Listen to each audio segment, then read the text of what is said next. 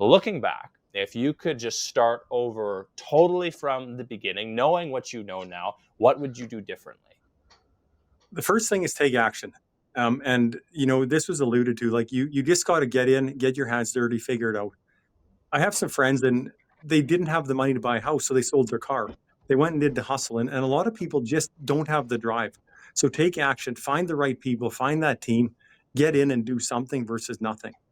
This is the Saskatchewan Real Estate Podcast.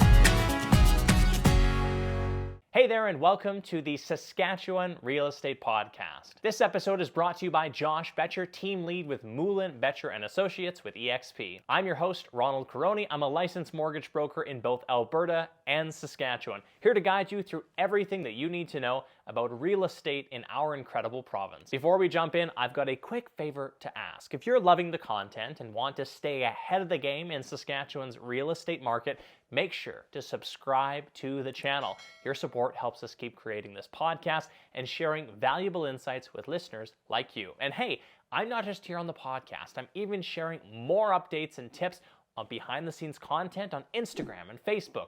Look me up, hit the follow button, and let's connect. Let's get into today's episode. Hello and welcome back to the Saskatchewan Real Estate Podcast. Super excited for today's episode. A lot of people, when we're looking to gain knowledge, we're reading books, we're listening to podcasts, a lot of times it's from experts, and we don't often hear from the beginner investor. And so what I thought today would be great is if we could take Saskatchewan investors who are kind of at the beginning of their investing journey, and then secondly, a very seasoned, mature investor, and bring them all together in the same room. So super excited to have Vishal. Vishal, please tell me how to say your last name. Teckchandani. And Trevis McConaghy from my neck of the woods, Melfort, Saskatchewan. Trevis, thanks so much for joining us on the podcast today. Yeah, thanks so much, Ron. Vishal, let's start with you. What brought you to Canada in the first place and inspired you to get into real estate? Thanks, Ron. It's great to be here. Now, first, what brought me to Canada, and I would call it a great Australian dream because that's where I'm from. We are adventurers. We want to do work holiday visas in other places. And for me, I was fascinated with Canada for the longest time after I saw the Vancouver 2010 Winter Olympics. I worked for an American company, and my American colleagues were very upset with me when I clapped for Sidney Crosby after he destroyed Team USA in the hockey finals. And I just felt the vibe of what is an absolutely beautiful country through my television screens, through my television screen. I holidayed here regularly and eventually wanted to move here. And so I did that 5 years ago now. And I absolutely love the place. I think Canada's wonderful, and Saskatchewan in particular. The people here are amazing, and that also kind of connects to the real estate opportunity, which I'm sure we'll talk about soon. Just quickly give me a little snippet, Vishal, of why you decided that, was there something back home that real estate was a part of your life back there, or you just knew that real estate in Canada was something that you wanted to get into? Real estate's always been in the DNA of my family. We're originally from India. We know the power of population growth and the influence that has on housing prices, housing supply, etc. So we started our investing journey in Australia. I own several properties there, and I leveraged that experience to build a portfolio in Saskatchewan and hopefully eventually in Canada. Wonderful. I want to get to your big challenges, Vishal, but I want to quickly throw it to Trevis. And just, Trevis, you've been on the podcast before, but just give us an idea of what got you started in the Saskatchewan rental market. Yeah, it's an interesting question. So I come from a farm in a small town called Beatty, so just outside of Melfort. And I've always been in real estate. So as a farmer, you own land. You provide, you need this to farm. So as such, when I finished university, farming is seasonal, per se. So I said, I need something more to do in the winter. So I bought a rental house. And, it's sort of in my DNA as well to be the investor. So I did that. And, one house has grown to, quite a portfolio. So, by nature of where I was, I got into rental housing. And not just houses. Can you just walk us through what the portfolio consists of, or the different types of properties you invest in? Yeah, so starting out, I was starting to buy single family houses, suited houses, modular homes, and as sort of my journey continued, I grew in basically in the city of Milford, and at one point I hit a basically I bought so many properties there, the market I couldn't grow very much, so I grew in similar markets. So I grew to Milford, Tisdale, Nipawin, so northeast Saskatchewan, and and I decided that I wanted to scale up. So when you're buying single family homes, it's really hard and quite difficult to grow. So I started looking elsewhere. So fast forward, I got involved in, multis near Saskatoon, in Saskatoon, North Battleford. So sort of ventured out northwest. As of late, I ventured southeast and then southwest as well. So we're sort of in all quarters of the province. Caird River in the northeast, Maidstone northwest, actually northern Alberta as well, southeast in Weyburn, and then in Shaunavon. So, a very diverse portfolio, but all more or less secondary markets. Wonderful. The great McConaghy expansion. I love that. You've done such a great job with that. Walk me through, Vishal, where you currently are in your real estate portfolio and kind of where things are. And then I'll tie that into the biggest challenges that you've faced so far from an Australian and then moving to a Canadian market. Yeah, sure. So my portfolio, and congratulations, Trevis. It is not I am not the mayor of Melfort or the landlord of Melfort. So my portfolio is smaller. I currently hold 5 properties, 2 of them in Australia. I bought them in I bought one in Western Sydney. I bought one in a regional area similar to Saskatoon, nowhere near as pretty, called Bathurst, which I sold and made a very, very nice gain from, and three properties here, just in Saskatoon. Walk me through the big challenges or even some of the differences that you've seen from Canada, from Australia. Okay, all right. I'll first start by saying they are different markets in terms of what you can achieve, at least right now. Sydney, Metro Sydney, in many ways, Sydney is similar to Metro Toronto, Metro Vancouver. If you buy a house, you are 100% going to lose money. Okay, it's a term we call negative gearing in Australia. The costs of holding your property are going to exceed your income just because of where interest rates are, where prices are. You're buying at very high prices. The rent can only cover so much of the mortgage. But by virtue of population growth in those places, you're going to get really nice capital growth. Whereas in Saskatchewan, the story is quite the opposite. And at least what I'm finding for now, is you're getting modest growth. You're not getting exceptional 10, 11, 12% growth. You're getting decent growth, maybe 2 to 3% in the capital value of the house. But where things are really fantastic is the immense cash flow you can generate in Saskatchewan properties. So if you buy something, you can have a gross yield of easily over 10%, sometimes 15%, which is what my properties are. So the opportunity to hold absolute cash cows in Saskatchewan is phenomenal to me. And Travis touched on things like multifamily stuff. You don't get these opportunities back in Australia. We don't have duplexes. We don't have triplexes, fourplexes, character homes. These unique things where you can generate multiple income streams from just the one property. So that's really exciting because that increases your cash flow potential from just having one holding. Brilliant. Thank you for that perspective, Vishal. It's so interesting to kind of, we live here in Saskatchewan, and so sometimes you don't get the 10,000-foot view of what other parts of the world look like. So interesting to have that perspective. Trevis, staying kind of on this vein, how has the Saskatchewan real estate market evolved since you started first investing? Is it fairly steady Eddie, or have you seen changes of the dynamic of the market here? What an interesting question. So if we take myself back to 2000 when I bought my first residential rental, absolutely like massive change. So it was a bit of doom and gloom in many parts of Saskatchewan at that time. Every block in Milford had an empty house, a vacant house, places for sale, and you could buy houses as cheap as $6,000. It seemed Wow. shocking not that long ago. And fast forward, we didn't have the diversity of we've always, like back to the 1920s, lots of European immigrants, but a very everybody looked the same.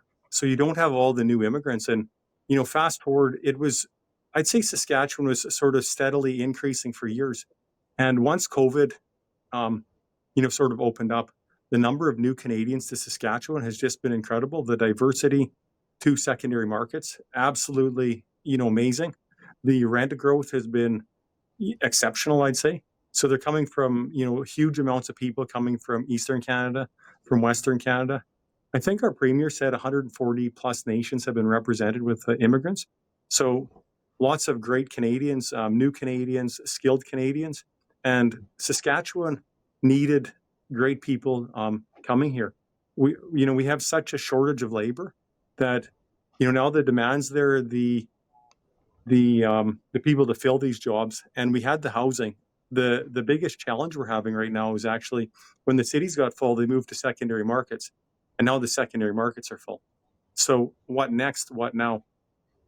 If I look across Saskatchewan, when I started, you might have had a typical, listings in Milford at 3 times, like sort of a normal amount of listings, three times the number of what it is today.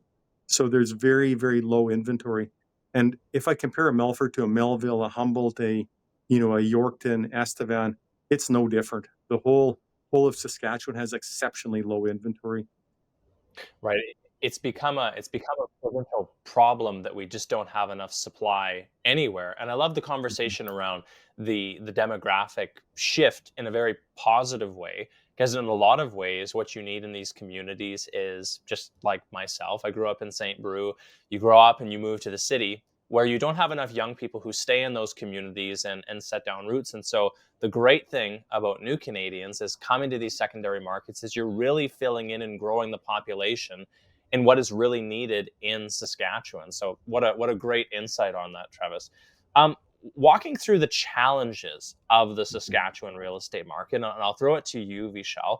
What are some of the unique challenges of investing in Saskatchewan, in your case, compared to investing in another country? What are some of the things you've run into? You're like, this is harder in Canada. Okay. Don't worry, we won't hold anything against you here. Be totally honest with us. I know you won't, and that's because you're Canadian and we're built to be polite. Okay, so the challenges, it is very interesting. So yeah, I was thinking about this. If we start off with where I'm from, so in Sydney, Australia, you could be blind, untalented. You could be the worst investor in the world. You don't even have to see a property. You could just literally throw a dart on the board, and you are guaranteed to make money. Okay, just because this is such a booming metro with so many six-figure jobs, it's such high demand. The global lifestyle appeal of Sydney just makes it such a sexy city that everybody wants to live in, and that just keeps bidding up prices no matter where you go, because people can only afford so much over time based on the proximity of the city, right? So that's the advantage of Australia. In Saskatchewan, you do not have that same advantage. You have to be very careful with where you buy. So if you look at Saskatoon, for example, you can't just be throwing darts on the board. And I've got a wonderful, wonderful realtor. She will outright tell me, Vish, I'm not even letting you buy here. I'm not even going to set up a listing to show you houses in certain areas because I don't want you to be stuck in a 20-year rut of having no resale value and having horrible tenants, etc. So you have to be very selective about the location. Then the other thing is, I find, I mentioned high quality jobs in Sydney, Australia. You don't have that many. I'm sorry to say this. You do not have that many high quality jobs in Saskatoon. Okay, and I see that often with when I go inspect places. Lots of people are on minimum wage jobs or jobs that don't even exceed $20 an hour. Now, what that means for you as a landlord is you can only increase your rent so much. Your pricing power is to be able to pass on costs isn't as high as an area where you have tons of good jobs, people are getting promotions, good wage increases. Not to say there aren't good jobs in Saskatoon, there are, of course, but I certainly see my fair share of tenants struggling.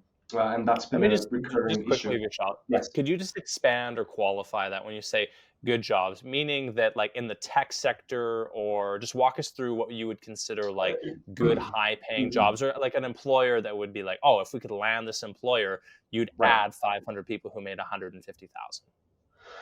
Yeah, exactly. And I think, Travis mentioned this. We're talking about economic diversification. Saskatchewan and Saskatoon do not have that same economic diversification like a metro does with, there's tech jobs and high quality industrial jobs, and there's an aerotropolis going up. There's a enormous healthcare precinct that's booming with nurses and doctors. It's kind of slow and steady growth. So, and that's where I say you have to be selective. And so that's why I like areas like City Park, right? Where you do have relatively high income earners. You have nurses and doctors and surgeons. Like these are a lot of the people that stay in City Park. But then if you look, say, at other places, say on Idlewild Drive or in the Alphabets in Pleasant Hill, well, then you're probably going to need to be very selective around your tenants. So that's what I mean there. Um, the other challenges are, again, and this is slightly compensated for within the cash flow potential of Saskatoon properties. The costs here are relatively high, right? So you're going to have to be very calculated as far as the expenditures on each property. And before you buy something, you gotta do your research, right? How much is the insurance going to cost? What are the taxes in that? What is the city of Saskatoon proposing in terms of future tax increases? We had 7%. I think we had 7% this year. We had 6 to 7% last year, and the year before that. So your costs are increasing quite quickly. So your ability to weather that as a landlord, you need to be very mindful about that. And I'd say the costs are generally higher. I was making a post in the fire group. I couldn't believe that $2,000 will get you insured for $200,000 in Canada. $2,000 will get you insured for $2 million in Australia. So just being mindful of the relatively high costs of servicing a property. And then just as a newcomer, and this gets less complex over time, but like I mentioned, you understanding dual income properties, triplexes, fourplexes. It took me a while to get my head around and how you manage separate tenants within the same dwelling. What does that agreement look like? Who does the clearing of the snow? Who looks after the garden? All those things took me quite a while to work out as a DIY landlord. So those are some of the challenges I faced. Brilliant. Trevis, we'll throw it to you, and I'd love your perspective on Saskatchewan and how it differs from other provinces, because I know you do have rentals in other provinces. Walk us through, what would you say are some like the key markers that make us a unique place to invest in? Real estate investing does not have to be a full-time job. Randall, Hoeber, and Boys Group Realty provide complete property management services in Yorkton and surrounding areas, allowing investors to enjoy passive income without the headaches of day-to-day management. From finding tenants to handling maintenance and rent collection. Whether you own a property or are just getting started in the market, Randall, Hoeber, and Boys Group Realty makes it simple. Call Randall Hoeber at 306-782-1323 or email info@ralixenterprises.com to take the next step towards hands-free real estate investing. Your property, our expertise. Whether it's your home, business, or farm, Pioneer Solar and Renewables has you covered. As leaders in residential, commercial, and agriculture solar solutions, they make clean energy easy and affordable. Visit pioneersolarenergy.com or give them a call to begin harnessing the power of the sun today. Are you investing in real estate? Let Krishna with Boys Group Realty take care of everything. Finding properties, purchasing, renovations, leasing, and management, leaving you to focus on building wealth. Whether it's a single rental or an entire portfolio, serving Saskatoon and surrounding areas, helping maximize cash flows and minimize stress. If you're looking for an expert to manage your investments, reach out today, home@meetkrishna.ca. So why am I in Saskatchewan? Well, primarily because I was a farmer and, I still have the farm, but I like investing in places that I understand. So if I can't, look at something and sort of grasp it and feel comfortable there, I don't want to invest there. So I feel Saskatchewan and Alberta are very, very similar geographically. Once you get outside of there, the big challenge we have is a lot of jurisdictions, provinces, maybe cities even, they're not landlord friendly. So our Residential Tenancies Act very much mirrors Alberta. So you can do rent increases as needed. You can an unlimited amount. So within reason. So it's favorable that way. So if inflation is going rampant, you can actually catch up to it. Very, very good that way. The other thing in secondary markets, or Saskatchewan, I should say in general, a lot of people are moving here because they can actually afford to live here. And that's a bit of the challenge when you're on both coasts. So even in the Maritimes, it's getting quite expensive in places like Halifax, or if you're in Toronto or Vancouver. So they come here, they can afford it. Our cost of living, the bundle of utilities in Saskatchewan, I believe, is the lowest in Canada. So that is, very favorable. So you can get a good place to live. You can have affordable costs, and you can have your own place. So it's been very, very good that way as a place to invest. I know that you're not averse to investing in Saskatoon and Regina, but you do have a love for the secondary markets. For someone who doesn't really understand a city like Humboldt or Melfort or Yorkton or Melville, where you have like 5 to 10,000 people and they might get scared by that number because it's such a low population relative to larger population centers, walk us through why it makes a lot of sense economically to invest in a secondary market. So the number one thing is margin of safety. So if you know that you have cash flow and you can cover your costs, it's a great place to invest. So why am I investing in these secondary markets? So if you're in Saskatoon where I shouldn't say everybody, but the majority of people are investing in the big cities, I'm playing ball where other people aren't. If I see a deal, I buy it now. I don't buy 10 minutes from now. So I'm taking immediate action. I'm getting the deal and I'm getting it under contract. So I'm very, very risk averse, but I know enough that I can close the deal quickly and I understand these markets. The other major thing, Vishal talks about high cost of taxes going up in Saskatoon, costs of services. So in some of these secondary markets, they actually have a flat fee for water, for example. So you basically pay nothing for water. And it's amazing. I can have the same building in based on water and taxes in Humboldt, or the same building in Weyburn, and I will make $10,000 more in Weyburn if the rents are the same. It's incredible. So once you understand taxes, cost of garbage, cost of water, cost of other types of services, there's extraordinary differences. The other sort of breaking it down a little more, if you're buying single family houses versus a multifamily, municipalities tax differently on type of assets.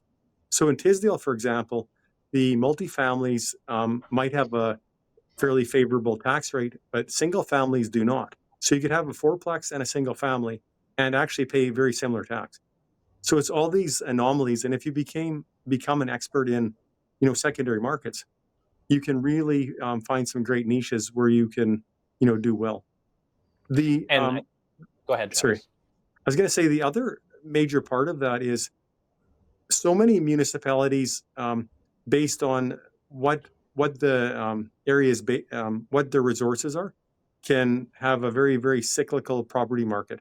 So if you're in an Estevan, a Weyburn versus, say a Melfort, like Vishal says, we're very, very stable in these generally agriculture-based economies versus highly resource-driven with oil, gas, maybe mining even. So, slow and steady. So I prefer to invest in what I say is a boring market, but it served me quite well over 20 years.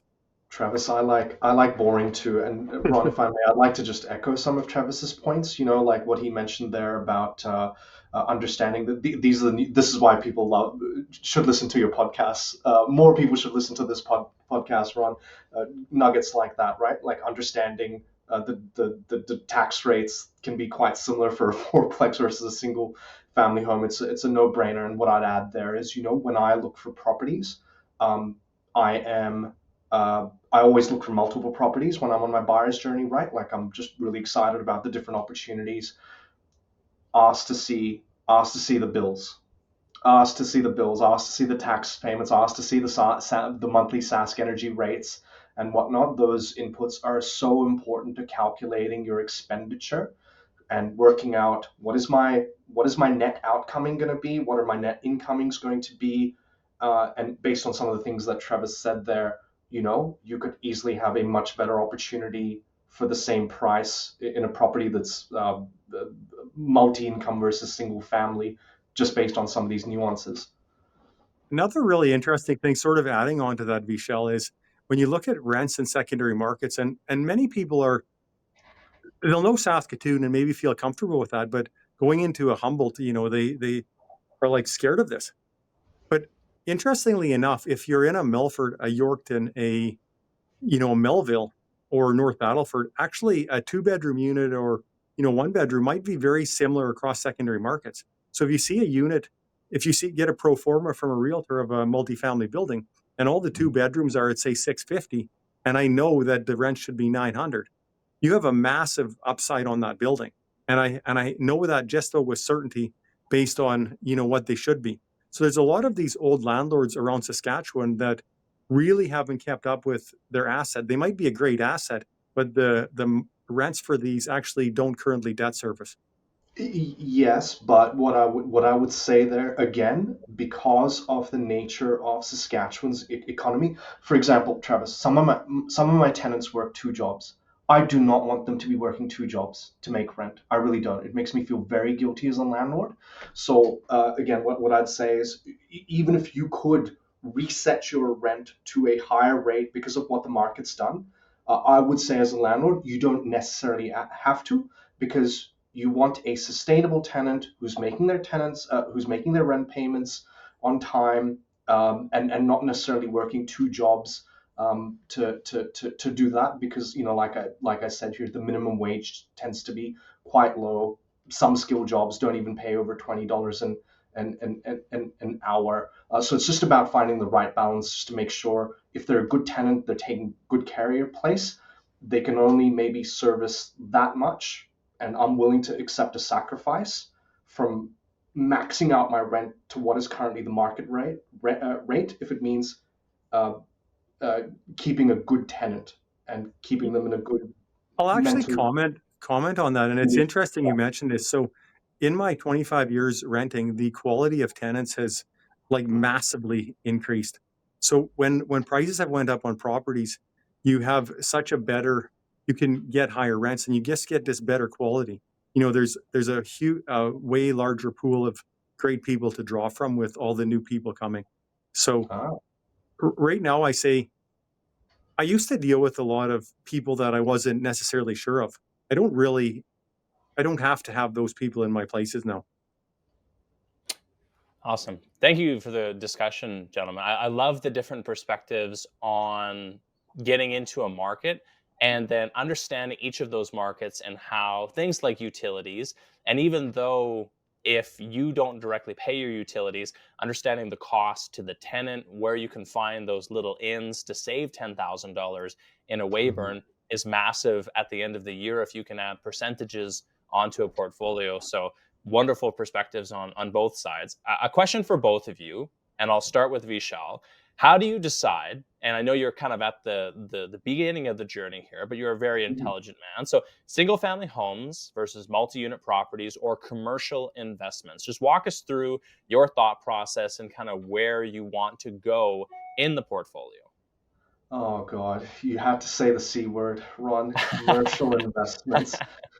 And I say that because it is one of my biggest regrets. Back in Australia, when it was 2012, the golden era of buying properties in metro cities, low interest rates, everything was priced the same as it is now in Saskatchewan, right? You could find $200,000 detached houses. I remember finding a medical suite in Westmead Hospital, a massive, colossal medical precinct in Sydney. They were paying a 30% annual yield to have a dentist in that suite. And like an idiot, I, I said, oh, it's too good to be true. I'm going to walk away from it. That same suite is now worth $800,000, paying $100,000 a year of doctor's income. So yeah, commercial property is definitely something I want to look at here. But I base properties I look at each property based on its merit. I generally lean towards detached properties. Ron, because I prefer not having to deal with the condo board and strata and kind of group decisions on common property. I prefer those. But that being said, and Trevis said this wonderfully. If you can find a property with a wonderful margin of safety, where, for example, one of the best opportunities I had was a couple that was getting divorced, and they were at each other's throats and just wanted to sell. And they were selling at an enormous discount to the market because they just wanted to be done with this endeavor, right? So I found a condo that was 30% less than what other condos were going for, but the quality was higher. It was unbelievable. So then I got my margin of safety then, and then I did and I've got a formula for calculating cash flow. I want to achieve a certain amount of income after expenses. So if I can achieve that level of income or even more, and I don't like fixer-uppers.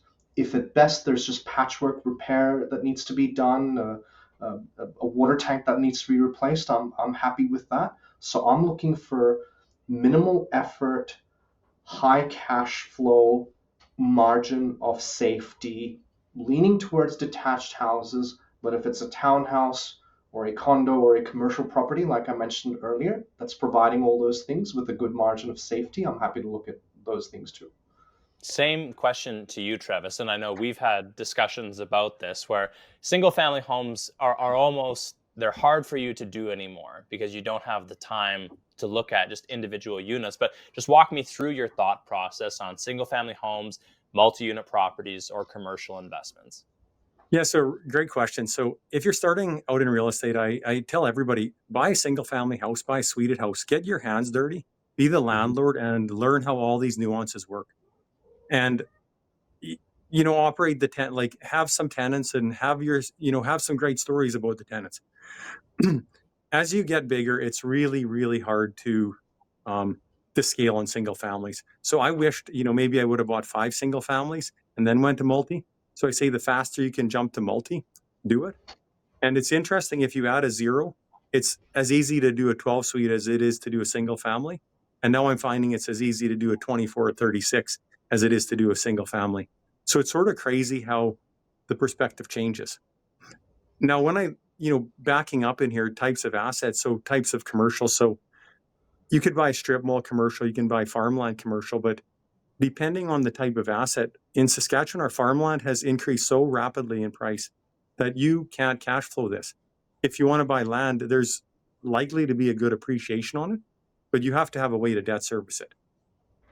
I think you could honestly, buy the same asset, a multifamily, and probably make a 6 or 7 times the return versus buying, say, farmland in Milford. It's sort of this crazy anomaly, but it didn't always exist. Buying commercial, like say industrial properties, I have a great industrial property. It does very well. Very, very low management. The money just comes in by e-transfer. So very simple to manage versus single family homes or multifamily buildings. Mm-hmm. So looking ahead to 2025, is there something where you say, this is where my focus needs to be, or kind of where I'd like to go? Or is it kind of a mixture of whatever opportunity presents, I'm willing to take a look at things? So here's what I find. I find opportunities all over the province. I have this huge network of people shooting me deals. And if I can look at a deal and I can figure out the deal in 5 minutes, then it's worthwhile. If it's going to take me hours and hours to sort of dissect, I'm not interested. So put on a napkin, 40% expenses in a multifamily, you kind of know where you're at. Do the rents make sense? Can I increase them? What can I do? So they have to be simple. They have to, I have to be able to explain it to a 10-year-old. If it seems silly, but it doesn't really have to be complex.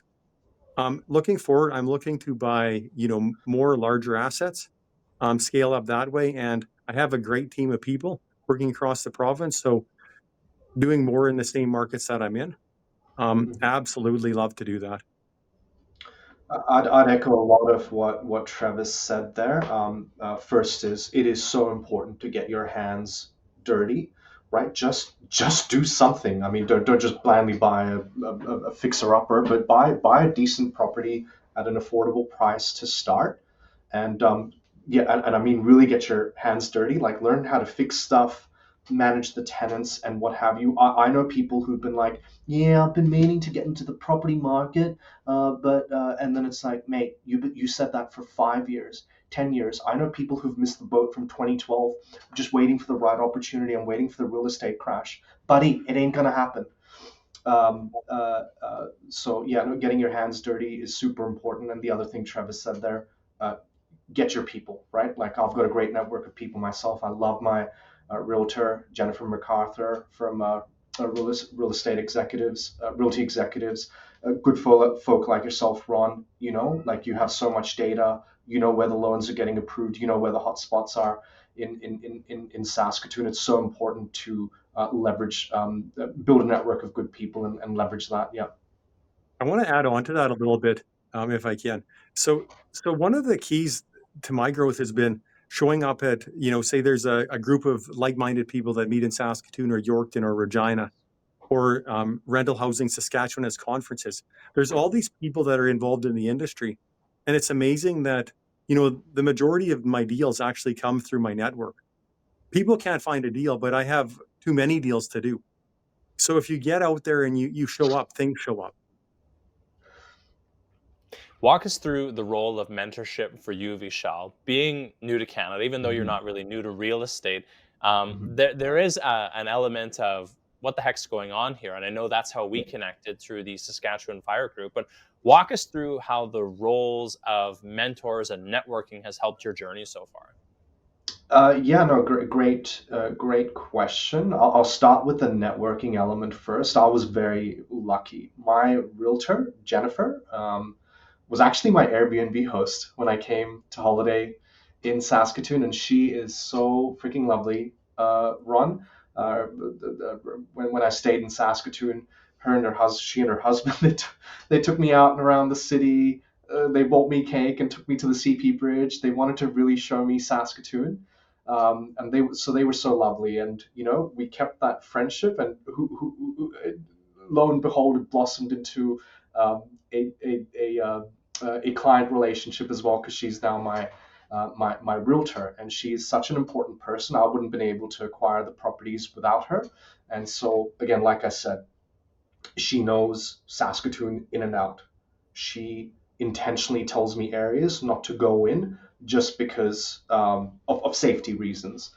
Um, she is absolutely on the ball in terms of getting all the documentation. Like Trevis said, it doesn't have to be complicated, but I like to do my due diligence. Mate, I need to see those rental statements. I need to verify everything. Show me the amount of rent coming in. Show me everything that's being paid to the city, Sask Energy, the utility bills. I need to see all of that so I can independently verify the incomings and outgoings and see if that meets my cash flow goals. Jennifer then introduced me to a chap called Neil Harrington, who's my property inspector. This man has saved me $30,000-$40,000 on deals. I pay him $500 for an inspection report. Next moment, I leverage that inspection report against the seller. They drop the price by $40,000, no problem. Okay, so having great folks like that. Once I advertised on Kijiji, I'm looking for a handyman. I came across a handyman from the heavens. His name is Anthony. That guy will fix absolutely anything for me. And this is a problem I have in Australia, finding honest people. I have found people more honest than I possibly know what to do with in Saskatoon, which makes it such a great place to invest, because you can surround yourself with very high quality, trusted people. And so, like I've got my team around me. It's really important to have that network. They can help me through the buying process without stress, and I can just deploy them, whether it's a painter, a handyman, they'll fix anything I need in the property, and I'll be able to rent it out like that. That's so good to hear, and to know that you were able to connect with those people and have those high trust relationships. And I love the point about the home inspection, because that's a common question from buyers, even just for regular single family homes.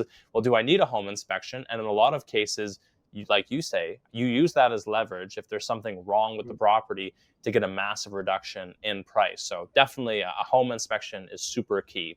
Trevis, throwing it to you, just coming to closer to the end of the interview, but looking back, If you could just start over totally from the beginning, knowing what you know now, what would you do differently? The first thing is take action. And this was alluded to, like you just got to get in, get your hands dirty, figure it out. I have some friends and they didn't have the money to buy a house, so they sold their car. They went and did the hustle. And a lot of people just don't have the drive. So take action, find the right people, find that team, get in and do something versus nothing.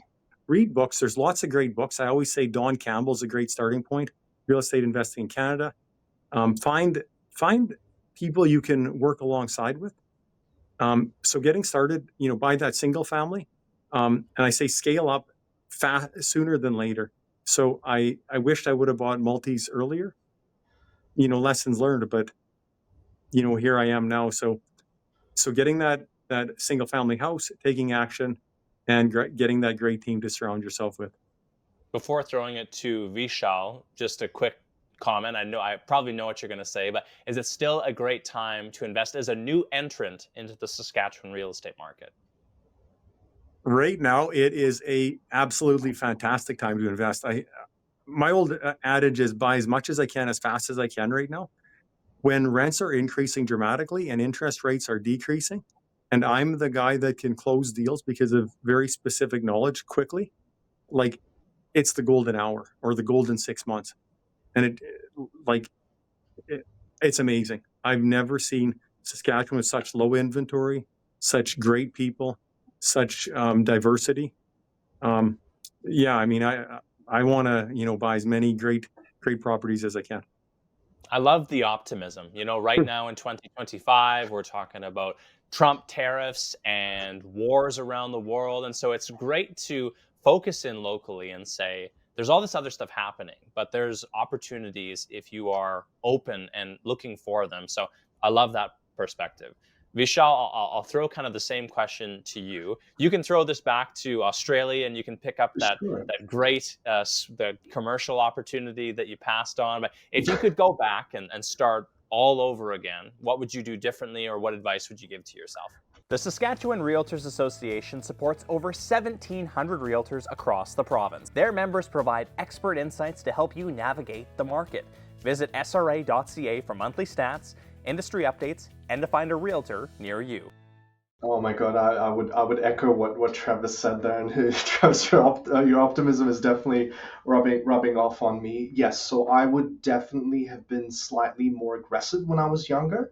I bought my first townhouse for $200,000 in 2012. Mate, there were 5 townhouses for sale for $200,000. All those townhouses are now close to $1 million. How I regret not at least getting 3. Okay, even if I'd done 3, I would be even more happier today, but I've still done very well. So I agree with Trevis there. I'm a little bit more conservative. I would say buy as much as you can within meaning. I do have a risk framework. I do have, it's very important as a landlord to have liquidity. If you are over levered and you get this wrong, and there is a down cycle in the economy, where you have this awful confluence of commodity prices collapsing, which is bad for Saskatchewan. You have trade wars, a confluence of high interest rates, and tenants leaving because they're losing their jobs. Then you're going to be a forced seller in that market, right? So for me, I use a principle called the fortress principle, where you want to acquire properties. Don't get me wrong, you absolutely do, but you also want to have an immense cash fortress surrounding that to absorb the shocks. Tenants leaving, you needing to spend an emergency $50,000 replacing every little thing in your house because stuff happened. Okay, so I'd say balance your risk with balance the aggression with the risk. And yeah, I'd echo what Trevis said. I think it does look like a very opportune time in Saskatchewan. I've learned a lot from Trevis. You spoke a lot about an increasing number of quality tenants as a result of migration. We are creating more and more good jobs here, don't get me wrong, but you're also having interprovincial migration. You're having very talented people move from other countries. My neighbor, for example, just opened a restaurant and created three decent jobs. I created 2 jobs myself as part of my business. I pay people good money. And so if you think about the prices here, the cash flow potential, the disparity between the other provinces, Trevis, like you mentioned, the Maritimes are getting expensive, right?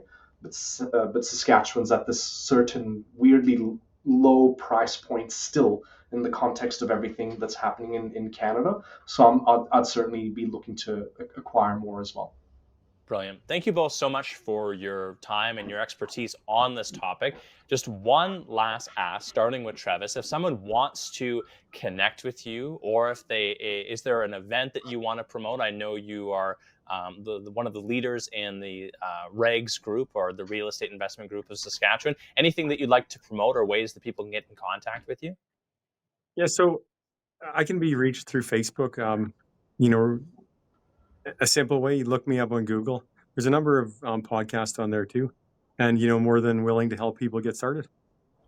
Wonderful. Same for you, Vishal. Anything you'd like to promote, or if someone wants to connect with you, what's the best way to do it?